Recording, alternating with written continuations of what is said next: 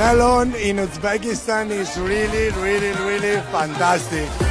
Ming quyosh o'lkasi Xorazm sizni ming yillik an'ana qovun sayliga taklif etadi. Bu xalq sayli faqat shirin qovunlar festivali emas. Bu Xorazmning yana bir turistik brendi.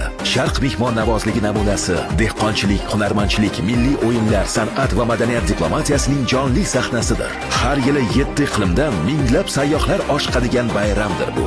Shu yilning 8-10 avgust kunlari qadim Ishan qal'a, mo'jizaviy Arda Xiva majmualari Xorazmning eng sara va nodir naf qovunlarining xushbo'yiga to'ladi. Tilyorar gurvagu, oq novvot va ko'k gulobilar ta'siroti O'zbekistondan dunyoga taraladi. Mamlakatimizda turizmni rivojlantirish, qadim dehqonchilik tajribasiga zamonaviy ilmni uyg'unlashtirish, milliy madaniyatimizni tarannum qilish va xalqimizga unutilmas lahzalarni taqdim etish uchun ushbu sayl katta imkoniyatdir. Festivalda minglab mehmonlar, olimlar va dehqonlarning suhbatini oladi. Noyob qovunlardan tatib ko'radi. Mahalliy va xorijiy yulduzlarning shou-konsert dasturlarida ishtirok etadi. 8-avgust Ichan qal'ada Mustafa Checheli, Turkiya, DJ Megan, Belgiya, Hamdam Sobirov. 9-avgust kuni esa xuddi shu manzilda Johnny, Rossiya, DJ Dianella, Qozog'iston, Tohir Sodiqov sayl mehmonlari uchun chinakam bayram tuhfa etadi. 10-avgustda esa muhtasham Arda Xiva majmuasida Roza Zergerli,